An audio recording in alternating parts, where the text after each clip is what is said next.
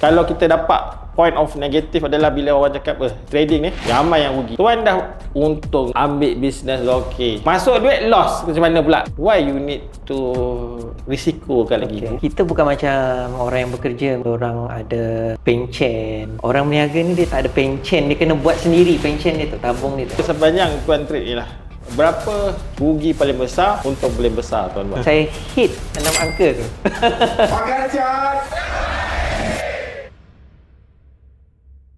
Selamat datang ke podcast yang ketiga selepas saya tak muncul berapa lama dah, sebulan disebabkan saya mengerjakan haji. So hari ini saya menjemput salah seorang student saya dalam podcast di mana dia nak bercerita tentang perjalanan hidup dia yang real dalam dunia FCPO. Adakah rugi ke untung ke, secara ikhlas lah kita nak ni. So far, kenalkan diri tuan. Tuan dari mana tuan Zul? Nama saya Muhammad Zulkifli bin Mazlan. Okey. Saya daripada Kota Kinabalu, Sabah. Oh, Kota Kinabalu, Sabah. Jadi sedikit pengenalan, background saya buat perniagaan. Saya ada pusat tuition dan juga ada restoran. Di Kota Kinabalu lah. Apa nama restoran tu? Nama restoran Mama Wan Kitchen. Mama Wan Kitchen. Orang Sabah mesti tahu Mama Wan Kitchen. Lepas tu tuition? Tuition My Tuition A+. My Tuition A+. Okey, alhamdulillah. So, selepas ni saya nak tanya. So, tuan dah ada perniagaan. Ada pusat tuition, ada kedai makan. Kenapa tuan nak terlibat dengan FCPO ni? Kenapa? Kenapa perlu terlibat?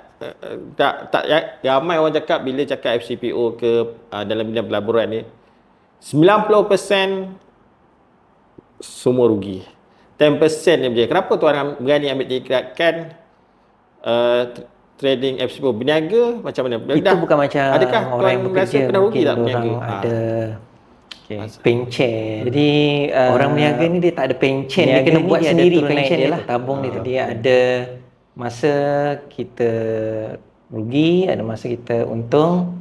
Alhamdulillah lah, setakat ni yang terkini ni memang okey lah perniagaan tu. Tapi berniaga ni bukan mudah, dia banyak cabaran, dia high risk.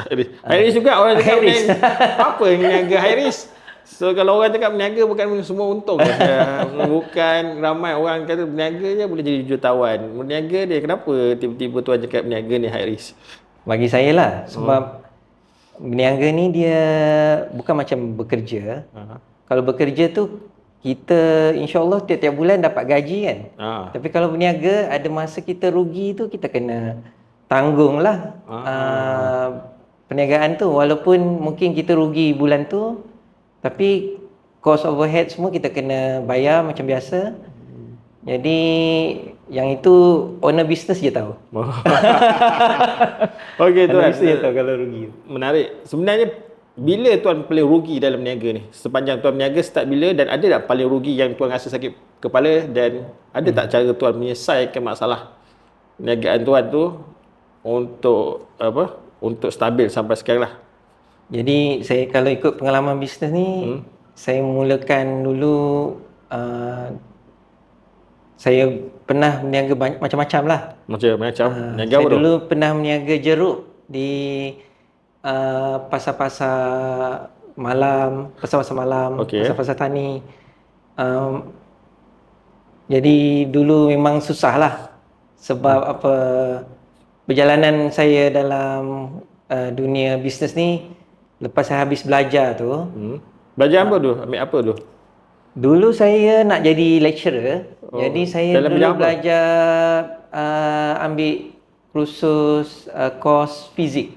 Fizik. Dekat UKM selama 3 tahun. Buat degree. Lepas tu saya sambung master pula. Sambung master dekat Universiti Melaya lah. Lepas pun tu, dalam 3 tahun juga. Lepas tu kan jual jeruk. Lepas tu cerita dia, saya keluar daripada universiti tu. Saya memang minat bisnes daripada kecil lah. Sebab mak ayah saya diorang pun minat berniaga. Ayah saya doktor, tapi dia Ayah doktor? dia terlibat dia terlibat dengan perniagaan tu, dia ada klinik sendiri. Lepas tu dia aktif lah dulu, bawa saya pergi dengar talk pasal apa ni, bisnes dan juga inilah dream big lah. Jadi saya minat lah bisnes tu daripada kecil lagi. Jadi saya fikir saya sambil saya belajar buat master, saya pun ada cuba-cubalah buat bisnes online masa tu. eBay, saya pernah jadi top rated seller kat eBay. Oh, top rated Top rated seller. Tapi lepas tu kenapa tak teruskan? Dia ada isu sebab ada satu masa tu banyak kapal-kapal apa ni, kargo kan, ada masalah. Mungkin kalau tak silap saya masa tu cuaca tak bagus apa semua kan. Ada inilah, ada masalah. Jadi barang yang saya sepatutnya sampai ber customer tak sampai, jadi saya punya ranking tu jatuh lah. Kena ban. Itu masalah lah yang eBay tu. Lepas tu saya ada partnership dengan kawan buat bisnes lori sewa. Masa ni saya masih bujang lagi lah. Dan bisnes tu fail jugalah. Saya try macam-macam lah. Dulu saya pernah. Berapa rugi? Bisnes eBay tu rugi berapa? Bisnes tu rugilah juga. Ada 100,000 dia. Oh, banyak. 100,000. Masa tu banyak lah, saya student lagi kan. 100,000 tu banyak bagi saya. Sekarang ni banyak juga. Banyak. Okey, lagi sedikit lepas tu lori pun rugi juga. Ya, masa tu saya lori sewa tu saya time buat bisnes ni saya kahwin. Lepas tu bisnes ni tak jadi, saya partnership dengan kawan lah. Lori sewa ni dia hantar barang lah, delivery. Sekarang ni Lalamove lah kan, dulu tak ada Lalamove. Jadi dia perlu modal yang besar. Jadi kita pump duit. Tapi kawan saya yang urus lah, saya partner kan. Jadi saya rugilah di situ. Jadi kenapa rugi? Selalunya macam Lalamove apa, kenapa rugi? Apa sebab rugi? Rugi tu sebab bisnes ni dia bukan saya yang kontrol masa tu. Partner saya yang kontrol. Saya pun tak ada ilmu sangat pasal bisnes ni. Dia yang ada pengalaman. Dia daripada company dia, lepas tu dia buat sendiri kan. Jadi saya JV dengan dia, tapi saya rugilah. Lepas tu saya terpaksa buat bisnes lain. Jadi start daripada jeruk. Kenapa jeruk? Sebab masa saya bertunang, jadi ada gift kan untuk tetamu kan. Jadi wife saya ni orang Penang. Jadi jeruk madu Pak Ali masa tu famous. Jadi iklan untuk jeruk Pak Ali. Iklan percuma. Jadi saya pun first time makan, saya kata sedap lah. Jadi saya fikir apa bisnes yang saya boleh buat. Modal saya tinggal sikit. Modal dekat dengan eBay tu sebenarnya untung lah, tapi sebabkan ni modal tu kena block saya punya account kan, jadi saya tak boleh nak teruskan lah time tu. Duit tu ada lagi lah, eBay tu masih untung lah kalau ikutkan, just kena block tu, tapi tak tahu nak buat. Itu dah habis, tapi yang masa saya meniaga apa ni, lori sewa tu, saya masih ada modal yang saya simpan. Tapi duit tu dah tak banyak lah. Jadi tinggal dalam 15,000 macam tu kan. Jadi saya kata bisa apa yang saya boleh buat sekarang. Jadi saya saya fikir bagus saya buat bisnes trading lah, jual beli kan. Bukan trading FCBO. Yang ni maksudnya kita beli produk, lepas tu kita jual. Kita dapat untung lah dari situ kan. Jadi saya selain sebelum tu saya ada ambil kek chocolate moist tu kan. Jadi kek ni saya hantar kat kedai-kedai. Lepas tu saya niaga itulah tadi pasar malam tu. Jeruk. Lama juga, setahun jugalah saya jeruk lah. dengan wife masa tu. Untuk jeruk. Untung nak jeruk. Setiap malam kami pergi ke satu-satu pasar malam kan, bertukar-tukar tempat, bawa kemah dalam kereta saga je. Kereta saga. Sumbatlah semua, meja, kemah semua. Alhamdulillah untung. Cuma kenapa saya tak teruskan sebab masa tu wife saya dia frozen shoulder. Front shoulder. Sebab kami buat kerja tu kan dia agak berat, nak angkat kan. Jadi saya pun rasa mungkin tibalah masanya untuk saya berubah angin lah untuk masuk ke dunia pekerjaan. Masa tu saya nak jadi lecturer lah sebab saya ada master kan. Okay. Tapi pergi niaga tak untung, yang ini untung. Tapi oleh sebab frozen shoulder pula. Jadi saya fikir saya nak cubalah jadi lecturer. Ini plan B saya lah. Actually memang saya nak jadi lecturer sebelum tu. Saya ada dua cita-cita besar lah, sama ada jadi lecturer ataupun bisnes lah kan. Jadi saya cuba bisnes dulu. Bisnes tak jadi, saya kata saya jadi lecturer lah. Saya balik ke Kota Kinabalu, apply di UMS. Tapi saya mohon tu tak kena panggil. Dah pergi interview, tapi tak kena panggil. Tapi saya tak tunggulah. Lepas saya habis interview tu, sementara tunggu keputusan tu kan, saya cubalah buat tuition. Tuition sendiri. Jadi dekat rumah saya buat kelas. Kelas tu saya ada bilik-bilik yang saya tukar jadi kelas lah. Ada bilik surau kat rumah tu saya tukar jadi kelas. Surau kat rumah tu tukar di kelas, bilik kelas. Okay. Alhamdulillah mak ayah saya ada rumah yang besar lah. Okay. Rumah banglo. Ada bilik makan, ada bilik tetamu, ada bilik surau. Mula-mula satu je lah bilik surau tu saya jadikan kelas. Jadi macam mana cik ramai lah masa tu? Masa tu saya buat private tuition, saya pergi ke rumah student. Tapi kalau hujung minggu saya buat kelas di rumah. Jadi ada satu kelas boleh muat dalam 10 orang. 10 ke 12 orang. Jadi alhamdulillah masa tu permintaan sangat bagus. Saya punya kelas dari pagi sampai malam. Yang pagi private sampai tuition hari Isnin sampai Jumaat. Kenapa? Sabtu Ahad tu memang kelas saya full lah, dari pagi sampai malam juga. Saya break lah satu hari, saya ambil cuti lah. Setiap hari Isnin masa tu saya cuti. Alhamdulillah walaupun saya satu orang masa tu, pendapatan saya 10,000 lebih juga. Masa tu rumah saya macam kenduri setiap malam sebab kereta beratur nak hantar nak ambil anak habis tuition. Tuition apa tu masa tu? Buat tuition apa? Saya ajar fizik, ajar maths dengan matematik, sains. Sekolah rendah, sekolah menengah. Alhamdulillah masa tu itulah perjalanan bisnes saya lah. Saya pernah belajar ilmu marketing apa semua kan. Jadi saya gunakan apa knowledge saya ada, pengalaman saya ada untuk bisnes tuition tu lah. Alhamdulillah daripada satu cawangan yang bermula daripada rumah, kemudian saya buat saya sewa satu kedai. Jadi ada 2 pusat tuition lah dalam tahun kedua tu. Lepas tu saya buat kerja gila sebab tiap-tiap tahun saya buka satu lagi. Sampai 5 tahun berturut-turut. Dalam masa 5 tahun tu saya ada 5 pusat tuition. High risk, high return. High risk, high return ni. Saya tengok alhamdulillah untung kan. Jadi saya kalau satu boleh buat banyak ni, kalau banyak cawangan banyaklah macam tu. Jadi sampailah PKP. Masa itulah cabaran paling besar lah. Saya sampai tak boleh bayar gaji. Staff saya.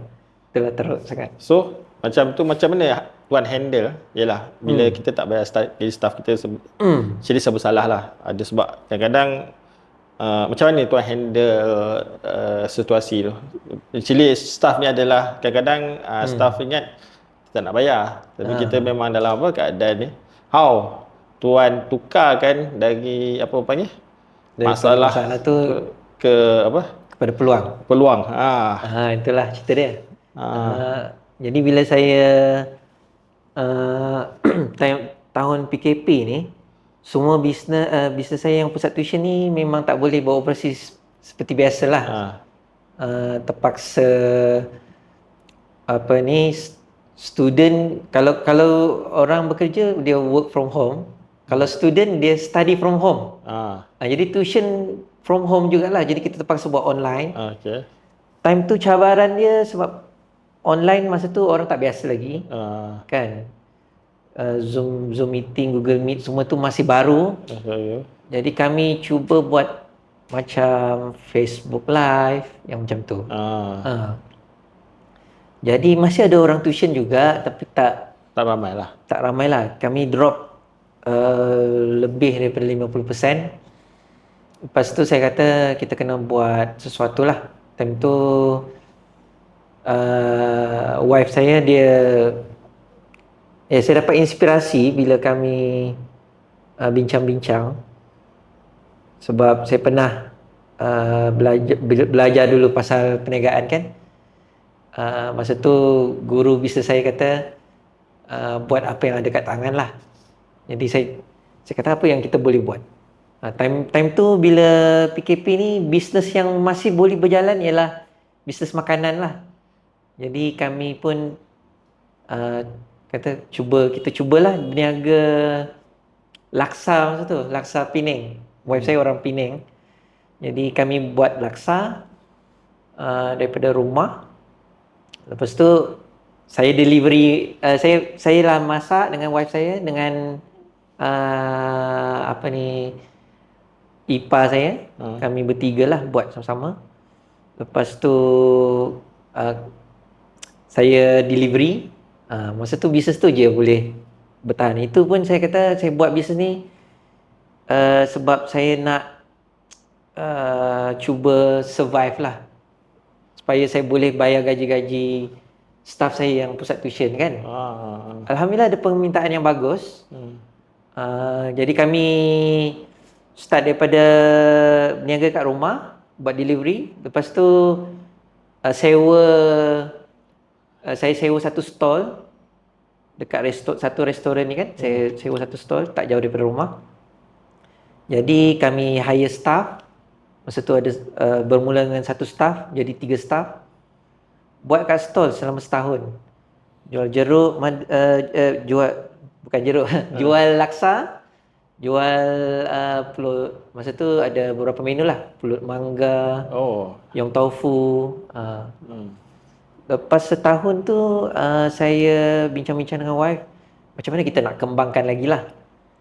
Jadi memandangkan dekat stall tu kita tak boleh nak all out sebab tempat dia kecil. Jadi wife saya selalu cakap kalau nak tambah menu ke apa ke tak boleh sebab tempat kita kecil. Jadi saya kata kalau begini bagus kita sewa satu kedai, kita buatlah restoran lah. Jadi barulah income tu bertambah. Sebab kalau jual menu, beberapa menu ni kan laksa saja dia sama lah. Orang tak makan laksa mungkin hari-hari ataupun dia punya market tu kecil lah. Jadi kalau kita jual macam menu banyak menu. Nasi ayam ke apa kan, lagi banyaklah permintaan dan kita boleh dapat sell hari-hari lah lebih banyak. Jadi saya kata kita cubalah buat restoran. Cuma saya just nak tanyalah, masa tuan nak buka restoran tuan tak terfikir kalau buka ni tak jadi, ya itulah masak ni dah nak tambah pekerja, tambah apa panggil, tambah komitmen lagi. How untuk orang-orang yang macam niaga ni, apa yang membuatkan tuan kuat? Ni kalau aku habis duit aku ni, kalau ni tiba-tiba dari ada untung, tiba-tiba tak ada untung nak bayar cost overhead lagi. Apa dalam kepala tuan masa tu? Dia masa tu saya fikir kita tak boleh stuck di tempat yang sama lah. Masa tu kan jual kat stall kan. Alhamdulillah kita dapat permintaan yang bagus. Walaupun masa tu kita buat kecil-kecilan je daripada stall tu kan. Tapi marketing kita berjalan dengan sangat baik. Permintaan bagus. Kita ada banyak order lah setiap hari. Jadi di situ memberi saya keyakinan lah. Sebab kita build daripada scratch. Kita branding Mama One Kitchen masa tu lah. Jadi saya fikir mesti kita kena buat sesuatu untuk naikkan kita punya bisnes ni. Maksud saya kena naikkan sale lah kan.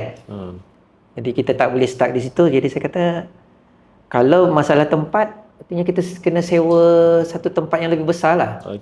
Kita kena buat restoran lah. Boleh kerana saya ni ada pengalaman dah 5 cawangan pusat tuition. Jadi saya tak berapa takut masa tu. Kalau lah bisnes restoran tu yang first, memang saya takkan dapat buat lah. Sebab saya ada ilmu marketing, saya ada ilmu perniagaan, saya tahu macam mana nak branding. Saya tahu macam mana nak tarik crowd apa semua. Kita guna social media apa semua kan. Jadi alhamdulillah benda tu menjadilah, tapi memang high risk lah sebab kalau tak jadi macam mana kan. Betul. Jadi memang masa tu saya memang tawakal je lah. Tapi saya yakin dengan saya punya produk, saya punya servis, saya percaya boleh buat. Tapi kalau andainya tak jadi, terpaksa tutup je lah kan. Dan akan rugilah. Tapi kita kalau tak cuba, mana kita tahu kan. Kita kena cuba dulu.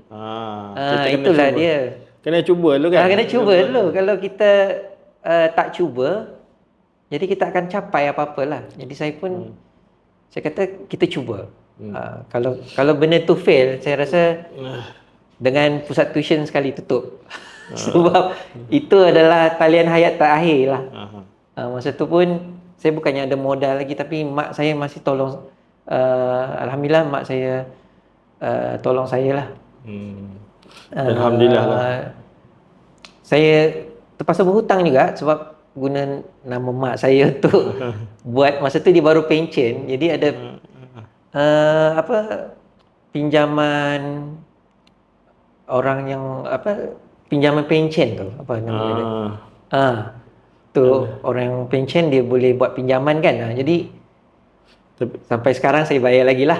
Tapi itulah dia kan? Punya ni risiko dia bisnes tu. Jadi alhamdulillah dia berjaya lah. Saya dalam setahun yang pertama memang sale kita tak banyak, tapi bertambah alhamdulillah. Kita buat marketing tak berhenti lah, dan kita buat dia big scale lah. Masa tu kita marketing daripada 1 KK ke seluruh Sabah. Alhamdulillah. Memang menggalakkan lah. Jadi saya rasa masa tu kami antara, sebab tak banyak restoran masakan semenanjung di Sabah. Jadi pada ketika tu memang masa yang tepat, pada waktu yang tepat. Waktu yang tepat dan tindakan yang tepat lah time tu untuk kami lah. Masa tu orang memang, yalah kan masa PKP tu orang memang fokus pada makanan. Apa nak makan hari ni kan. Selain daripada duduk kat rumah nak buat apa lagi. Jadi masa tuan nak buka kedai itu kan, macam nak minjam ke mak tuan tak rasa macam betul ke ni? Ini kau rugi kan lagi Ada tak dia perasaan, ataupun dia sokong? Alhamdulillah mak saya sokong lah. Dia yakin dengan kita dia percaya dengan saya. Jadi saya sangat bersyukur lah. Alhamdulillah. Mak saya, ayah saya pun tolong saya jugalah masa buka stall tu pun. Meminjam juga dengan mak ayah. Masa kita susah, saya rasa yang ada keluarga lah yang paling banyak tolong lah, keluarga terdekat. Alhamdulillah, itulah pengorbanan mak ayah kan. Dia tak hasil doa mak ayah juga lah. Betul. Dia tak nak anak kita dia susah kan. Dia nak anak dia senang. Itulah mak ayah. Itulah. Marah-marah pun dia tolong juga. Saya bersyukur lah. Jadi alhamdulillah sekarang ni restoran, kami ada satu je restoran, tapi syukurlah memang bisnes tu sangat menggalakkan. Memang profit. Begitu juga pusat tuition lah. Walaupun kami selama 2-3 tahun tu bertahan, tapi tak tutup lah. Saya masih mampu bayar sewa sebab ada restoran masa tu. Dapat tampung lah bisnes saya yang Sekarang ni satu lagi. tuition dah profit balik lah. Sekarang tuition profit balik. Alhamdulillah. Dia ada tahun naik, Jatuh, naik, turun, naik, turun kan. So kita kena apa orang panggil, that is business. Itu bisnes. Cuma sometimes kita nak apa orang panggil, just saya punya pengalaman lah. Itu risiko orang lain apa tak nampak masa bisnes. Ya, betul. Terutamanya staff lah. Betul. Staff dia tak akan tahu kita punya struggle Dan pengorbanan. Sebenarnya kita berkorban untuk staff, tapi dia nampak kita kaya. Tapi masa dia apa susah kita. Tapi ada juga saya tak boleh cakap ke, ada juga yang ahli bisnes after dia susah, masa senang dia tak simpan. Dia terlampau apa? Melampau-lampau. That's satu cabaran juga lah kan. So banyak apa orang panggil? Banyak orang panggil, banyaklah negative side. Tapi sebenarnya itulah tanggungjawab kita. Kalau kita berhutang orang, macam mana bekerja kita kena bayar. Ya, betul. Itu nanti kalau tak bayar tu akhirat tu tak lepas kita Betul. Sebab hutang orang nampak macam kecil benda tu, tak bayar aku kan. Tapi that is apa? Satu yang apa? Amat besar kalau kita tahu ya. So, dah bisnes dah okey, kenapa nak tambah lagi apa? Masalah, tambah masalah. So, okey lah saya nak cakap. So, ikutkan kita kan dalam Just PO ni. Kalau kita dapat point of negative adalah bila orang cakap trading ni, ni ramai yang rugi. Ramai yang apa orang panggil 90% rugi, takkan berjaya. Tuan dah untung dah ni, ambil bisnes dah okey, masuk duit loss, macam mana pula? Tuan tak fikir kalau loss saja tu macam mana pula? So why you need to risikokan lagi? Kenapa nak pergi trade? Dan bila start tuan terdedah dengan nak jadi trader ni? Jadi sebelum ni saya masuk, saya rajin pergi kelas seminar-seminar perniagaan, pelaburan. Jadi adalah belajar pasal 4 quadrant tu, income kan. Jadi dia bekerja, kalau ikut kuadran ni ada 4 lah kan. Bekerja, lepas tu yang kedua self-employed ataupun bekerja sendiri. Yang ini kuadran sebelah kiri lah. Lepas tu peniaga, dan last sekali pelaburan lah. Jadi saya rajin pergi kelas bisnes dan juga pelaburan. Jadi saya minat hartanah, saya minat saham, saya banyak baca buku, saya banyak pergi kelas-kelas. Sebab kesedaran saya lah, sebab kita ni bila kita masuk dunia perniagaan ni, kita bukan macam orang yang bekerja, mungkin dorang ada pencen. Orang berniaga ni dia tak ada pencen, dia kena buat sendiri pencen dia tu, tabung dia tu. Jadi jadi macam saya nak ada ibu duit yang dia tiap-tiap bulan jadi bagi pulangan lah. Jadi dalam oleh kerana saya banyak pergi kelas, saya ada kesedaran lah yang saya kena masuk juga. Selain kita menyimpan, kita buat untung daripada bisnes, simpanan kita tu kita kena kembangkan dia. Jadi that's why saya belajar benda-benda ilmu-ilmu pelaburan ni, hartanah dengan saham. Dua ni lah yang paling banyak lah. Jadi dalam saham tu pula dia ada investor, ada trader. Jadi alang-alang dah belajar investment tu, sekalilah belajar trading. Jadi ilmu dia tu lebih kurang sama, cuma yalah trading dia lebih cepat, tapi dia high risk lah, tapi dia high reward juga. Betul. That's why saya saya mulalah masuk kelas-kelas ni daripada actually masa saya berniaga lagi. Saya start berniaga dulu kan. Dunia pekerjaan saya ni memang pekerjaan saya adalah berniaga. Daripada selepas graduate tu saya buat bisnes kan. Saya join venture dengan kawan-kawan. Jadi saya yalah ayah saya pernah juga ikut kelas forex. Masa tu forex kita tak adalah keluar fatwa lagi kan. Jadi masih dibolehkan. Lepas tu saya tengok masa tu ada satu masa zaman-zaman tu lah, awal-awal tu tahun 2010 ke atas ni kan, iklan-iklan tu banyak lah keluar kat online semua kan, pasal 2010 dah tahu kat YouTube. Jadi time tu saya rasa tu dalam 2010 macam tu, saya dah nampak saya dah tengok lah pasal chart ni kan. Lepas tu sebab saya banyak belajar pasal investment kan, jadi sajalah baca buku pasal trading, pasal saham. Jadi kita dah tahulah, tapi cuma kita tak terlibat lagi lah. So sebelum contoh tuan dah belajar saham kan, banyak negative side juga dalam saham.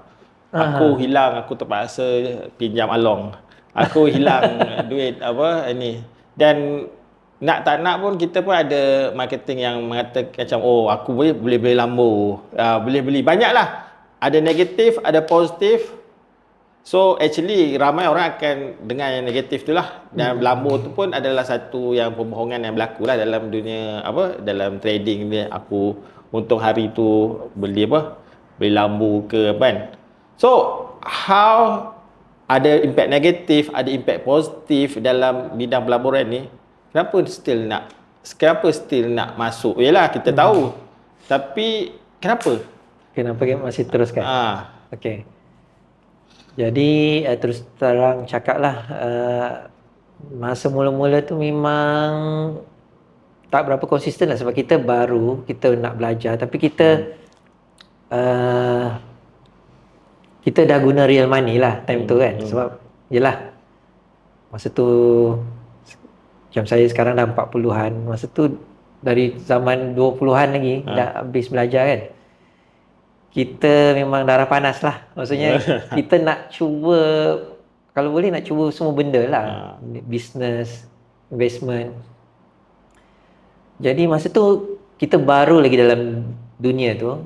Jadi kita ada eager lah nak tahu. Jadi kita macam saya rajin lah. Masa tu pergi ikut kursus-kursus yang murah je. Lepas tengok video-video YouTube, kursus 1-2 hari punya kursus yang macam feel good gitu kan. Jadi saya yalah saya tengok macam benda ni kan, kita boleh buat daripada mana-mana, daripada rumah. Jadi saya sangat berminat benda ni. Lepas tu saya faham, macam saya suka tengok macam Warren Buffett, orang-orang yang berjaya dalam investment kan. Jadi saya cuba nak belajar. Saya start daripada saham dululah. Masa tu forex saya just belajar, tapi saya tak pernah trade forex betul-betul. Tak ada pun trade real account lah untuk forex. Lepas tu saham tu saya start dengan bursa masa tu. Jadi walaupun pada mulanya untung rugi dia taklah sentiasa untung. Tak juga rugi saja, tak untung-untung. Tapi saya tahu saya masih fresh dan ilmu tu tak cukup lagi lah. Jadi kalau kita rugi memang kerana kurang ilmu, belum cukup pengalaman. Jadi itu sebab saya rasa saya tak cukup ilmu lagi time tu. Tapi saya dah terjun dah, saya dah start dah invest. Saya dah nampak dah macam mana nak invest dalam saham kan. Jadi saya rasa macam benda ni boleh pergi jauh, dan saya memang minat benda tu. Memanglah dia tak sentiasa untung, tapi kita kita tengok ada orang-orang yang berjaya. Jadi kita nak jadikan saya menjadikan saya Dia nak inspirasi lah, inspirasi bagi saya lah. Untuk ni lah, untuk buat saham. So benda tu proven, ada orang berjaya dalam saham, dalam pelaburan. Tapi tuan tak ada skeptikal lah di ini saham ni. Tak ada perasaan skeptikal. Ramai orang kan skeptikal. Tak ada perasaan skeptikal. Saya just belajar lah. Skeptikal. Kalau saya skeptikal tu biasalah kan, normal lah. Cuma kita kena nilai lah. Kita kena cuba dengar dulu. Kalau macam kita macam hari tu pun, kalau untuk FCPO ni, macam mana saya kenal macam mana kenal? pakar chart WR Economy kan. Jadi masa tu saya tengok iklan lalulah dekat Instagram. Saya dah lama lah tinggalkan dunia saham ni. Saya masa saya mula-mula betul-betul invest tahun 2013 ke 2014 macam tu. Lepas tu saya stop sekejap. Sampailah waktu PKP tu kan. Saya buka balik lah, sebab time tu duduk kat rumah kan. Duduk kat rumah, saya fikir apa lagi yang boleh buat lah. Jadi kita tengok lah, kita belajar balik, kita tengok kelas-kelas tu kan. Bila saya tengok iklan pakar chart, saya tengok, saya tak pernah dengar FCPO. Saya dengar tu menarik lah, sebab kalau saham dia satu hala je, macam kita nak untung kita kena buy, kita kena cut loss bila dia jatuh kan, ataupun take profit, ataupun kita cut loss kalau dia jatuh. Tapi kalau FCPO ni dia serupa macam forex, dia naik kita boleh beli, kita boleh jual. Betul. Jadi maksudnya kita boleh buat profit masa dia naik, ataupun dia buat profit masa dia turun. Jadi saya kata, wah ni menarik ni kan. Lepas tu patuh syariah pula kan. Forex masa tu dah tak boleh kan, jadi haram. Jadi saya fokus pada saham. Lepas tu futures ni memang barulah bagi saya. Saya tak pernah tahu pun pernah baca tapi tak pernah tahu pun dekat Malaysia saya boleh juga terlibat dalam futures, boleh ada FCPO kelapa sawit ni, saya tak tahulah benda tu. Jadi saya berminat lah, saya dengar kelas tu, masa tu Cikgu Wafi dan guru-guru pakar chart buat online kelas 2 hari ke 3 hari lah. 2 hari. 3 hari ke? 2 hari. 2 hari. Mula dia ada free kelas ke, tak silap saya kan. Lepas tu ada kelas yang 3 hari tu berbayar, tapi tak mahal. Time tu saya kata, sebab saya belajar dulu daripada guru perniagaan saya. Dia kata kalau kita nak pandai sesuatu, kita kena berguru. Jadi kalau saya nak betul-betul kuasai apa-apa kan, start daripada bisnes ke ataupun investment ke, saya mesti pergi berguru lah. Saya tak adalah hanya baca sendiri semata-mata, mesti saya akan cari guru lah. Jadi bila saya tengok kelas, memang benda ni tentang investment pula, saya memang nak dengar dulu lah. Bila saya dah dengar, saya rasa menarik dan saya rasa berminat untuk tahu lebih dalam lagi. Jadi saya lepas kelas 3 hari yang online tu, saya decide saya masuk kelas gold lah masa tu. Tapi dalam hati tuan, kan trading ni ramai orang skeptikal untuk kenapa tuan nak belajar. Kan tak ada sikit skeptikal, betul ke semua untung ni? Kan semua untung, orang rugi tak ada cerita pun, orang apa tak ada cerita pun. Kalau dari side saya, memanglah saya tak nafikan lah Side berniaga memang kita cakap, yang boleh saya cakapkan adalah teknik yang works, tapi bukan work tu untuk semua orang. Ini saya punya pendapat lah. Maksud dia macam tuan mengajar tuition, kita boleh bagi yang terbaik, skill yang terbaik, tetapi dia bergantung pada student tu nak score atau tak, betul tak? Ya. Dia tak adalah, kita boleh mengajar terbaik apa yang kita rasa pernah berguna untuk kita, tapi bila sampai ke orang tu belum tentu dia orang boleh buat. Contoh tu guru sekolah, guru cemerlang. Kita cerita guru cemerlang. Ada tak pernah guru cemerlang cakap apa? Student tak mesti ada, tapi tak mungkin apa? Mungkin ramai, mungkin tak, tetapi nak ceritakan dia dah bagi yang terbaik. Anything tu apa? Pada apa orang panggil?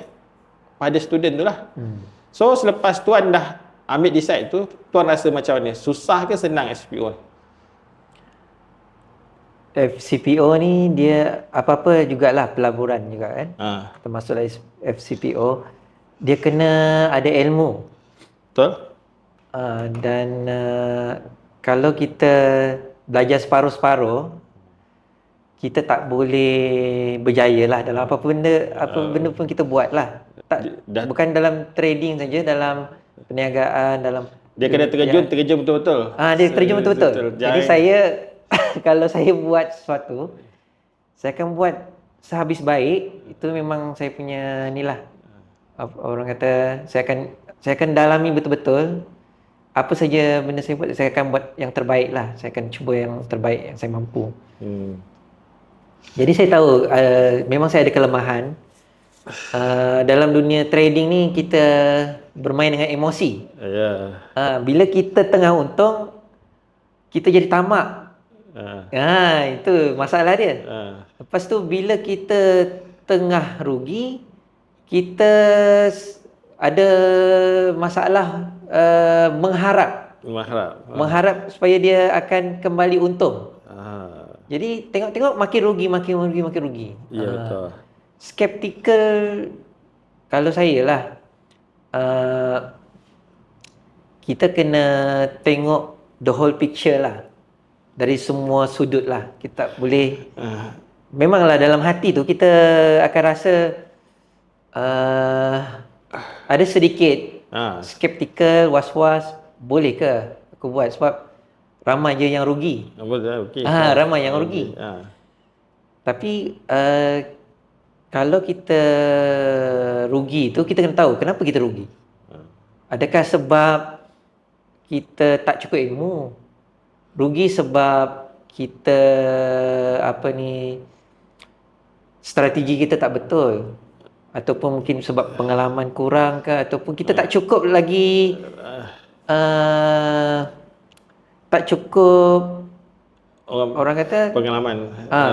Kalau kita nak kuasai satu-satu benda tu, dia ada hours dia kita akan spend. Betul. Actually 10,000 lah. 10,000 hours. Baru kita boleh. Baru.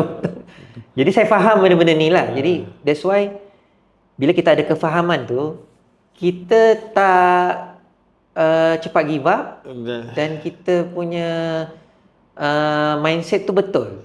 Bila kita ada mindset yang betul, kita tak senang skeptikal sangat lah. Kita kalau skeptikal ni dia sebab mungkin kita tak faham benda tu. Betul. Jadi saya itulah mungkin itulah mungkin kelebihan yang ada lah.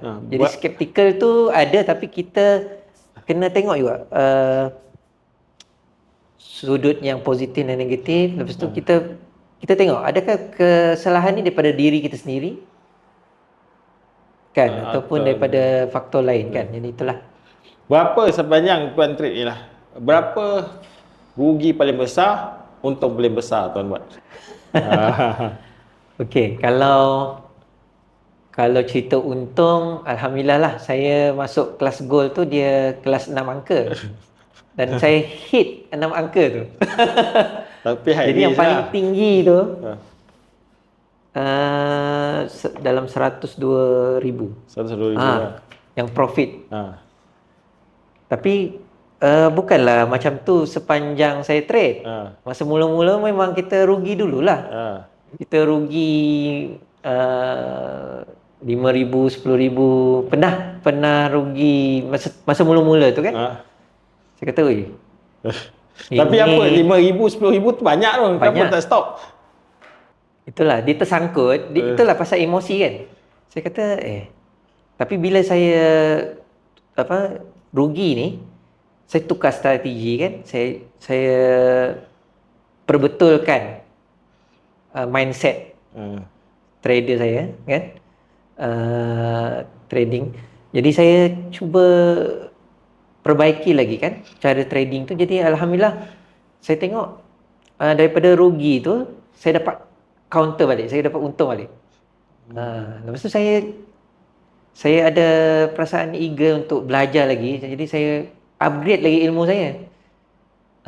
Saya tak puas pergi kelas. Saya belajar sendirilah. Saya cari tutorial video kan. Saya study balik apa yang Cikgu Wafi ajar, macam Elliott Wave, Wyckoff. Saya lepas habis kelas saya cuba upgrade lagi pasal benda ni. Saya nak tahu, kalau boleh saya nak tahu semua pasal Elliott Wave. Jadi saya baca, saya study, saya cuba backtest.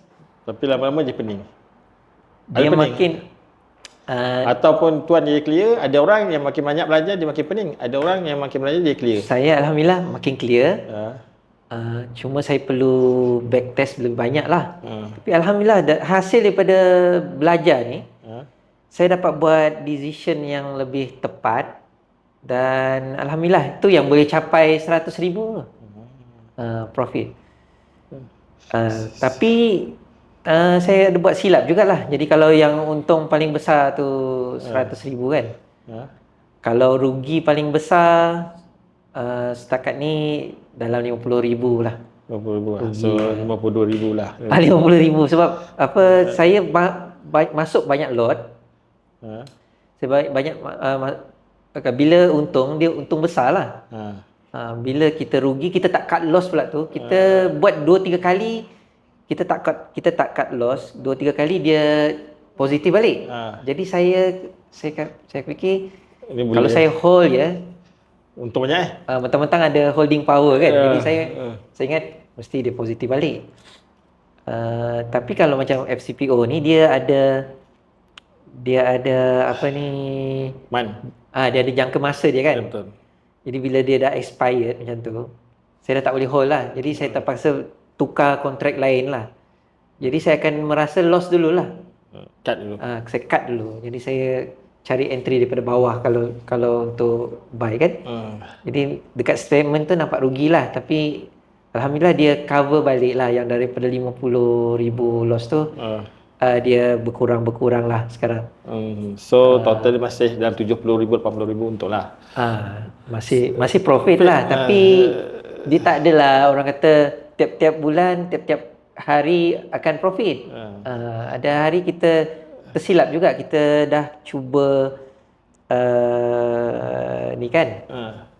Kita dah cuba supaya dah ikut strategi tu supaya kita tak silap. Tapi kalau dah silap, kita terpaksa juga cut. Betul. Kalau kita tak cut, ni pengalaman saya lah. Kalau kita tak cut, kita ada hope, kita mengharap dia naik balik tu susah. Ataupun mengharap dia turun balik kan. Kalau FCPO kan dia dua arah kan. Kalau dia tak naik macam mana? Kalau dia tak turun balik macam mana? Jadi kita better kita cut. Lepas tu kita cari entry yang lebih baik. Ini kadang-kadang bukan apa, kita jadi nak masuk selalu tu jadi masalah juga. Betul. That's why. Tapi yang sebenarnya lah saya punya benda yang saya perhatikan lah, CPO ni kita kena jujur lah. Modal minimum ke 10,000. Betul. Dia kadang-kadang yang saya nak perasan, orang main modal kecil sangat, 5, 6. Dia banyak lagi rugi daripada daripada untung. Itu yang saya nampak lah. Sebab kita dalam dunia CPO terpaksa accept lah. modal besar 10,000 sikit. ke atas. Barulah apa? Barulah aman sikit nak apa? Betul. Kalau tak, kita emosi kita Lagi lebih kacau ya.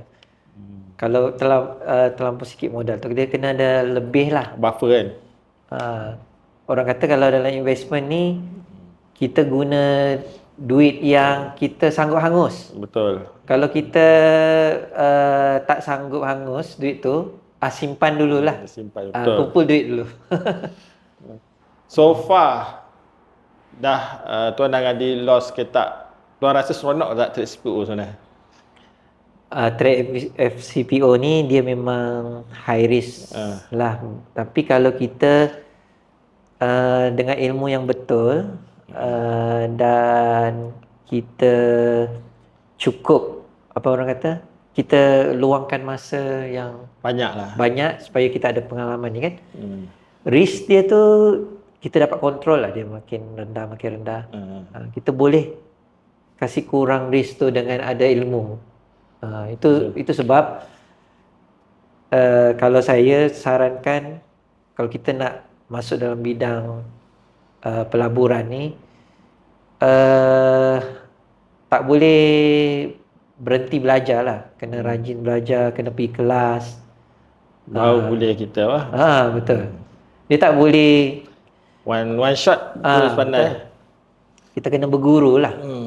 Baru kita boleh berjaya lah dalam trading ni. Dan lebih cepat lah kalau kita belajar sendiri. Mungkin boleh berjaya tapi makin masa yang lama. Makan masa yang lama. Macam tuition lah. Tuan sebab Tuan dah ada pusat tuition. So orang yang belajar sendiri dengan orang yang pasal cepat sikit lah. Betul. Ada dia boleh apa? Boostkan dia punya apa? Dia punya apa panggil? Dia punya knowledge. Betul. Sebab dia ada pengalaman mengajar kan. Jadi bila dia datang berguru, tuition kan, dia dapat improve lebih banyak lagi. Betul, dia dapat improve. Lebih cepat, betul. Semua orang ada buat salah. Ada orang buat silap dalam trading. Tapi kena belajar lagi kesilapan kan. Jangan ulangi kesilapan yang sama. Kita silap tu, lepas tu kita terpaksalah tanggung kerugian kita kalau dalam trading ni. Sebab kita silap tapi kita berdegil, kita rasa ada masa kita rasa aku selama ni tak loss. Yang jadi loss banyak tu sebab kita selama ni kita rasa dengan strategi ni kita tak loss. Maksudnya kita tak letak cut loss contoh kan. Jadi kita swing je. Biar je dia naik balik, turun naik kan. Time dia naik tu kita untung balik lah. Tapi bukan begitu setiap masa. Ada masa dia tak naik-naik, dia turun berbulan-bulan. Di situlah kita terkena time tu, time yang dia sekejap turun, dia naik balik. Time tu kita sentiasa profit lah. Jadi kita pun rasa macam tak akan rugilah ni. Janji kita boleh hold, mesti untung balik. Tapi hakikatnya tak boleh. Hakikatnya tak boleh. Jadi kita belajar sesuatu, kena improve lah, insyaAllah. Saya rasa sejak saya dah setahun lah daripada Julai. Saya intake Julai 2025, sekarang dah masuk Julai 2026 kan. Sikit lagi nak setahun. Jadi alhamdulillah saya rasa setahun ni saya dari bulan ke bulan tu banyak improvement lah. Banyak improvement. Trading tu makin lama makin baik lah. Dulu saya tak cut loss. Sekarang dah cut loss. Sekarang dah ada cut loss. Lagi-lagi sekarang Cikgu Wafi buat Indy 5 Rules tu kan. Lagi memudahkan lah. Sebab saya dah tak perlu tak agak-agak dah. Ini sekarang ni trend uptrend ke downtrend ke, mana support mana resistance. Saya benda tu boleh buat sendiri daripada ilmu yang Cikgu Wafi ajar tu. Tapi itulah was-was tu tinggi. Was-was tu tinggi lah, betul. Jadi kita sekarang kalau dalam grup 5 Rules ni kita ada Cikgu Wafi, ada rakan-rakan yang sama-sama trading dalam FCPO. Jadi kita ada semangat lah. Semangat, dan kita ada kumpulan kan. Jadi mudahlah kalau kita nak merujuk dan juga nak pastikan kita buat ni betul ke salah. Terima kasih Tuan Zul sebab sudi datang dan berkongsi pengalaman. So cerita dia kita boleh kesimpulan untuk capai 6 angka 5 angka dalam SPO ni boleh, tapi tak mustahil. Tapi proven lah saya dapat buat. Tapi risiko tu ada, dan bukan semua orang boleh boleh buat, sebab ada orang yang tak boleh terima risiko, bukan ada orang yang tak boleh terima risk. Itu yang paling bermasalah lah dalam dunia trading. Okey, apa pun terima kasih Tuan Zul datang. Jauh Tuan Zul datang ni dari Sabah. Sebab tu nak bagi terima kasih kerana support saya sebagai guru nak menerangkan tentang FCPO ni. Okey, terima kasih. Assalamualaikum warahmatullahi wabarakatuh. Terima kasih juga.